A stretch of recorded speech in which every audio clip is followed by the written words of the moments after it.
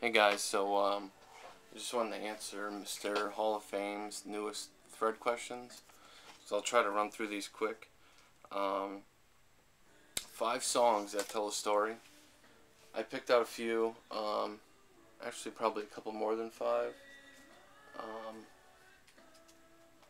some are here, I'll just get right to it actually.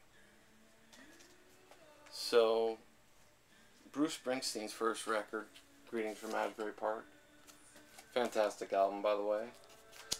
Spirit in the Night, and it's a story about some kids. I don't know if it's autobiographical, but it sounds like they get their hands on their first bottle of booze and they go out and party and get crazy, and it sounds like Bruce hooks up with Crazy Janie and all that. But fantastic song.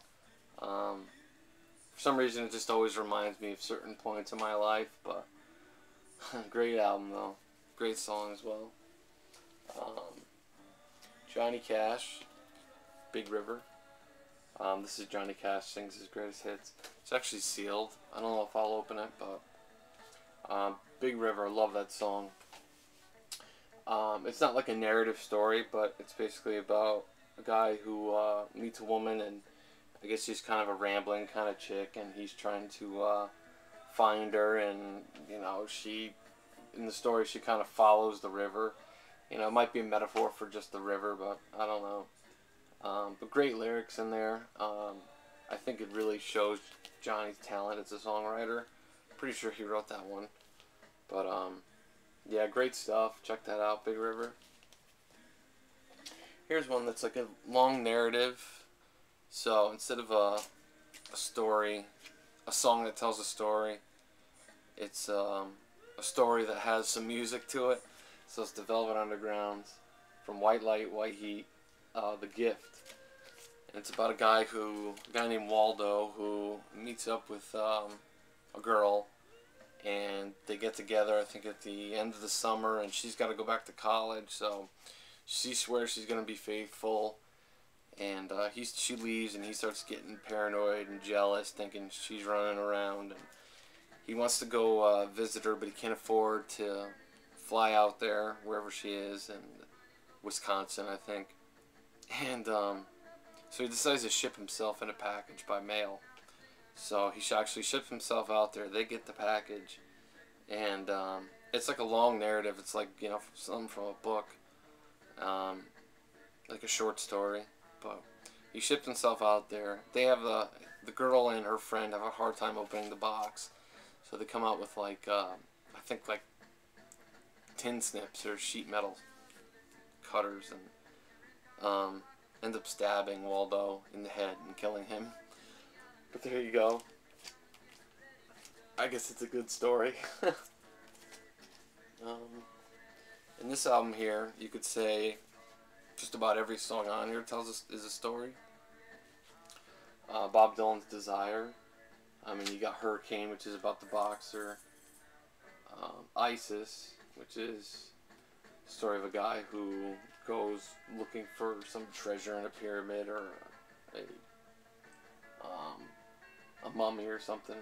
I think the whole song is like a metaphor for marriage somehow, but anyway. Even Joey, it's a song about gangster, Crazy Joe. But the song I want to use here is Black Diamond Bay. It's a story about a resort with all these crazy characters. I mean, the main character is this woman who shows up at the resort, and then there's a Greek who's suicidal. There's a soldier and a midget. There's a gambler who just gambles all his money away. There's the guy at the front desk. So it's all this craziness going on, and basically a volcano erupts and kills them all. And so, but it's a great song. It's actually very funny if you listen to it or read the lyrics. But Black Diamond Bay on Desire. And of course I had to throw in Neil stuff, so I'm going to go with 3 tunes by Neil that all are all autobiographical and tell a story about points in his career. So the first one is Don't Be Denied. And it's basically about how his parents get divorced, and he moves away, and he meets a friend who plays guitar, and they start a band, and then it ends basically with him making it as a musician. It's basically saying, overcome your hardships in your life and do what you want to do. Don't be denied. So there's that one. I also want to throw in Big Time on Broken Arrow. And again, it's a story about him going out to California and incidentally meeting Stephen Stills in a traffic jam. And they started Buffalo Springfield, and it's basically him saying that, you know, they had a dream and he's still living that dream. The lyric is, I'm still living the dream we've had. So there you go. Great song. And the last one, of course, is on Lanois, the Hitchhiker.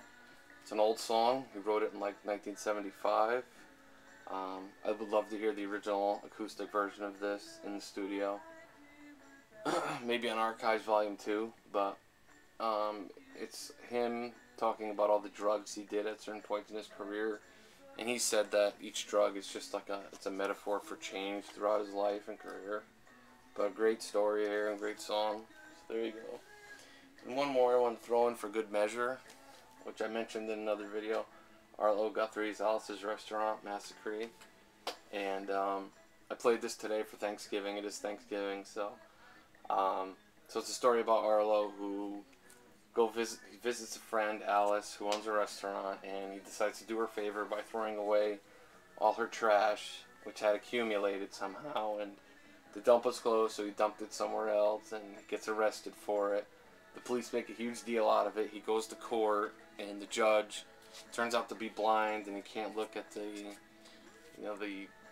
24 8x10 color glossy photographs with the circles and arrows on the back of each one. So, and then he has to go down to the draft office, and the arrest comes up again. And it's a great, funny, long narrative. It's 18 minutes, 20 seconds. But there you go. I thought I'd throw that in. Alright, so what happens to my collection after I die? Should I happen to die within the next few years, I'd say my record collection should go to a friend of mine who's also a big collector. If not, I hope to die obviously as an old man, but in that case I would want my records hopefully to go to my kids. I have a daughter now. Maybe I'll have a son if he's into the music that I'm into. I'll, whichever one wants him the most, or whichever one likes the music I like. 5 replacement singers that were bad. Oh, I'm sorry, I'll start with the good ones. Again, some obvious ones. I mean, Roger Waters and David Gilmour replacing Syd Barrett. I prefer Roger Waters and David Gilmour, but Syd Barrett was great too. I mean, Stevie Nicks I think replaced Bob Welch and Fleetwood Mac. Brian Johnson replacing Bon Scott. Love both those guys. I mean, again, Phil Collins replacing Peter Gabriel in Genesis. Again, both guys were great. And Pete Shelley replacing Howard Devoto in the Buzzcocks, which I think was a pretty good move. But some bad ones, of course, Sammy Hagar replacing David Lee Roth. Terrible idea. I'm not a Sammy Hagar fan. I'll never be. Van Halen was best with David Lee Roth, but just my opinion. And even worse was Gary Sharon replacing Sammy Hagar. Just a bad move there. Another one, Dio replacing Ozzy. I personally prefer Ozzy with Black Sabbath with Ozzy. Just my preference. I know a lot of people love Dio. I think Dio was a great talent, but just prefer Ozzy with Sabbath. Johnny Van Zant replacing Ronnie Van Zant was just a bad move in my opinion. They're just kind of a cover band now, I feel like. Jim Belushi replacing John Belushi. They're both great talents, but Jim Belushi just doesn't have the talent that John Belushi had. Of course, Ian Astbury replacing Jim Morrison. I mean, come on. I actually saw the Doors of the 21st Century, and it was like seeing a cover band. But it was cool seeing Robbie Krieger and Ray Manzarek, though. Paul Rogers replacing Freddie Mercury. I mean, bad move. And Todd Rundgren replacing Rick Ocasek in the Cars. Again, Todd Rundgren's fine, but you can't replace Rick Ocasek, I don't think. So there you go. Last music item that I brought into the house that wasn't music. A friend of mine gave me a promo poster for Neil Young's Greatest Hits. It's a nice promo poster. It's actually plastic, not paper. I don't know if you guys can see that. But I'll probably hang that up in my garage. I kind of hang out in there. I don't keep my records or anything in there, but just kind of where I hang out. So there you go. 5 bands or artists that are ruining music today. I gotta say, anybody that has American Idol in general, but anybody who has won American Idol, that's just not what music is about, I don't think. And it kind of diminishes these people that have come up the hard way by playing, gigging, and writing, and it just cheapens the whole thing. It really does. I'm sorry, but I can't stand American Idol. I don't know what Steven Tyler's thinking, by the way. Anyway, I think I wrote a few down. Miley Cyrus. Enough with these teen, pop stars that have sitcoms and things like that. I can't stand it. And how much talent does she have? I don't know. I mean, the Jonas Brothers. I don't think I even have to say anything there. Justin Bieber again, please. And Aaron Carter, same thing. And a lot of these hip hop guys that just they don't seem to. They rap mostly about their nice cars and their jewelry and things like that. And at a time like this, and with the recession and everything, I just think it's kind of distasteful. I think the only one that really does it well is Jay-Z. He just seems like real artist kind of guy, like more. I mean, he does rap about his material things, but I think that he's got a little more integrity. Is more of an artistic kind of guy. If you ever heard interviews with him, he seems like a sensitive, intelligent artist, basically. So he's pretty good. And let's see. Alright, the 15th album in my B section, or soundtracks. Now, I go by genre, and my soundtracks are usually included in that genre. So I just kind of closed my eyes and picked one at random. And I ended up with my Pearl Jam Yield. I got this cheap a long time ago.